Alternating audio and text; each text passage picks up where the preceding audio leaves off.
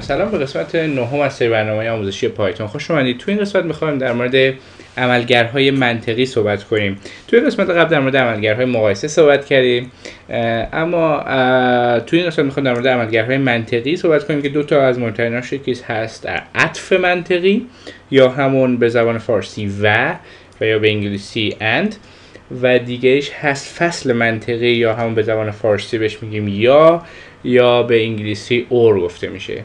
این دو تا عملگرها چی هستن؟ برای اینکه اینا رو توضیح بدم من از زبان مثال‌های ساده تو زندگی روزمره استفاده می‌کنم. مثلا در زبان فارسی میگیم که اگر هوا خوب بود و من حوصله داشتم میرم خرید میکنم.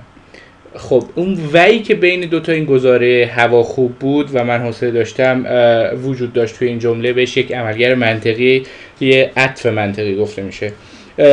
برای من این توی مثلا من وقتی میرم خرید میکنم که هم هوا خوب باشه و هم حوصله داشته باشم.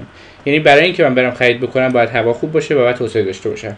خوب بودن هوا و حوصله داشتن من دو تا شرط منطقی هستند و وقتی که این دو تا شرط درست باشن من میرم خرید میکنم. اگه هوا خوب نباشه نمیرم و اگر حوصله نداشته باشم نمیرم.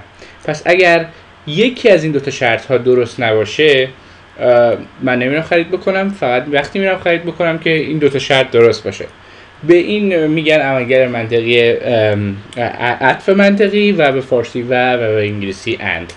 برای اینکه اینو تست کنیم یه مثال اعداد استفاده میکنیم. برای مثلا میخوایم اعدادی رو پیدا کنیم که بین عدد 2 و 10 هستن. من فرض x رو مساوی با مثلا 5 تعریف میکنم.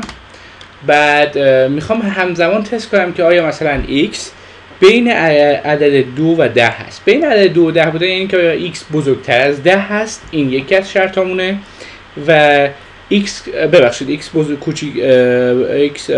بزرگتر از 2 هست و x کوچکتر از 10 هست.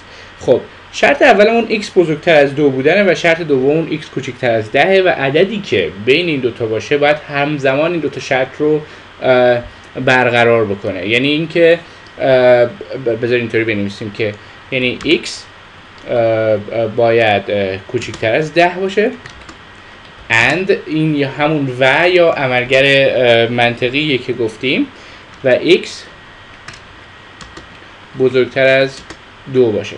خب عملگر منطقی and میاد این دو تا شرط x کوچکتر از 10 و x بزرگتر از 2 رو تست میکنه و اگر دو تا شرط درست باشن به ما true رو برمیگردونه. تو این حالت دو تا شرط درست هم ما باید true رو برگردونه. همونطور که میبینید true رو برمیگردونه. اگر یکی از این شرط ها غلط باشه، مثلا می نویسیم که x مساوی با مثلا 2 قرار میدیم یا بذارید 1 قرار بدیم، x مساوی با 1. بعد دوباره چک میکنیم که آیا x کوچکتر از 10 and x کوچکتر از 10 and x بزرگتر از 2 به ما true رو برمیگردونه یا false. تو این حالت من پیش بینی میکنم که false رو برگردونه، چون داریم از عملگر منطقی and استفاده میکنیم. وقتی از عملگر منطقی and استفاده میکنم باید دو تا شرط درست باشه تا به طور کلی به ما درست رو یا true رو برگردونه. چون x بزرگتر از 10 نیست تو این شرایط، x مساوی با 1، پس یکی از شرطامون غلطه و وقتی که یکی از شرطامون غلط باشه عملگر and به ما false رو برمیگردونه. بذارید تستش کنیم. وقتی که تستش میکنیم میبینیم که false رو برمیگردونه. فرق نمیکنه کدوم شرط باشه. پس برای عملگر منطقی and فقط وقتی true برگردونده میشه که دو تا شرط درست باشه. عملگر منطقی دیگه‌ای که می‌خواستیم در موردش صحبت کنیم تو این قسمت عملگر فصل منطقی یا بود. میگیم که یا وقتی به ما true رو برمیگردونه، به انگلیسی هم بهش گفتیم میشه or، وقتی به ما true رو برمیگردونه که یکی از شرط‌ها درست باشه.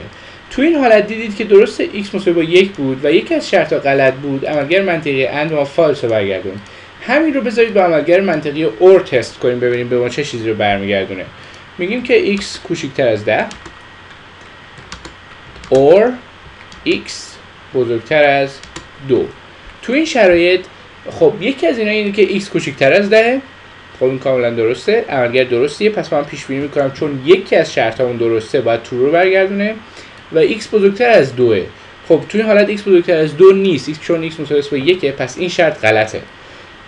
ولی چون داریم از عملگر منطقی or استفاده میکنیم براش مهم نیست که یکی از شرط‌ها غلط باشه، مهم اینه که یکیشون درست باشه و فقط در صورتی که فالس رو به ما برمیگردونه که دو تا شرط غلط باشه. درست برعکس انده. تو در اند در صورتی به ما ترو رو برمیگردونه که دو تا شرط درست باشه، اور در صورتی به ما فالس رو برمیگردونه که دو تا شرط غلط باشه. خب بذارید این شرط رو تست کنیم. می‌بینید که به ما ترو رو برمیگردونه، یعنی اینکه x کوچکتر از 10 یا x بزرگتر از 2. خب این دو تا عملگر ما حتما ازشون استفاده خواهیم کرد توی قسمت‌های بعدی، به خصوص وقتی می‌خوایم از for یا while استفاده کنیم یا وقتی می‌خوایم از if استفاده کنیم و همزمان دو تا شرط رو تست کنیم. در قسمت‌های بعدی توضیح خواهم داد که for while چی هستن. امیدوارم که خوشتون باشه. بعد ما رو حتما توی توییتر دنبال کنید و ما همچنین یه فیسبوک پیج هم داریم، امیدوارم که اونجا رو هم لایک کنید و دنبال کنید. تا قسمت بعد، خدا نگهدار.